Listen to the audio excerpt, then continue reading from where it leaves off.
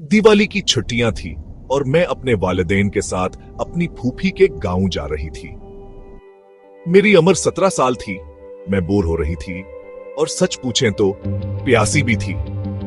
तो जब हम एक छोटी सी सड़क किनारे वाली दुकान पर रुके तो मैं पानी पीने के लिए बाहर निकल गई। लेकिन फिर मैंने देखा कि करीब यहाँ एक जुमजमा हो रहा है।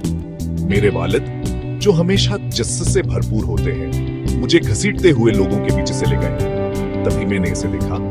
बालकुल बीच में जमीन पर एक औरत मर्दा, उसकी आंखें खुली हुई थी। उसका चेहरा एक अजीबोगरीब खौफनाक मुस्कुराहट में जमा हुआ था। उसके इर्द-गिर्द ज़ीवरत और मेकअप खड़े हुए थे, गोया वह किसी चीज के लिए तैयार हो रही या किसी के लिए ब्रेक। अचानक मैंने महसूस किया कि एक सर्द लहर मेरे पास से गुजरी है। मेरा दिल जोर जोर से धड़कने लगा और मुझे नहीं मालूम कि मुझ पर क्या सवार हुआ। लेकिन मैंने एक खूबसूरत अजीब सा चौड़ा मिट्टी में उसके पास आधा छुपा हुआ देखा।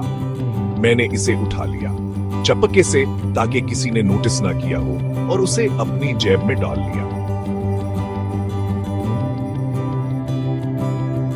गांव पहुंचने के बाद मैं इस अजीब अदासी को भुला ना सकी। मेरे घर वालों ने सोचा कि मैं सिर्फ लाश देखकर डर गई हूं, लेकिन सच ये था कि मैं इस चौड़े के बारे में सोचती रही। वो मुझे अपनी तरफ खींच रहा था। रात को मैं आईने के सामने खड़ी होती, चौड़ा अपनी कलाई पर पहनती। मैं तैयार होना शुरू कर देती, गोया मुझ पर कोई जिन सवार हो। अपने बाल बनाती, लिपस्टिक लगाती, यहां तक कि अपनी फूफी की अलमारी से एक साड़ी भी चोरी कर लेती। और जब भी मैं मुस्कुराती, मैंने वही खौफनाक मुस्कुराहट देखी जो मैंने इस मर्दा औरत पर देखी थी। ब्रेक टाइम थाइस। एक रात मेरे वालिद ने मुझे देख लिया। वो गुस्से से आग बबूला हो गए, मुझे मेरे कमरे में बंद कर दिया और वहीं छोड़ दिया, अकेली अंधेरी ट्रैक अंधेरे में। तभी मैंने इसे देखा।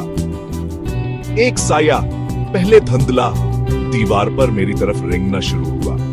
मैं चीखी, दरवाजे पर जोर से दस्तक दी, लेकिन कोई नहीं आया।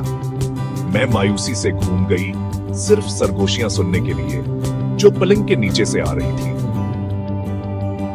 मैं नीचे झकी और वो वही थी, वही औरत मुझे घूर रही थी। उसकी आंखें मेरी आंखों में जमी हुई थी।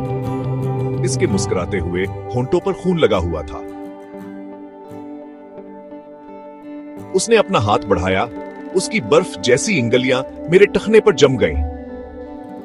मैंने पीछे हटने की कोशिश की, लेकिन उसने मुझे जाने नहीं दिया। वो किसी भी जिंदा इंसान से ज्यादा ताकतवर थी। सुबह तक जब मेरा दरवाजा आखिरकार खोला गया तो कमरा खाली था। मेरा कोई निशान नहीं था, सिर्फ एक पैगाम आईने पर लिपस्टिक से लिखा हुआ था, अगर तुम मेरी खूबसूरती चोरी करोगी तो तुम मेरी बद्दुआ बन जाओगी।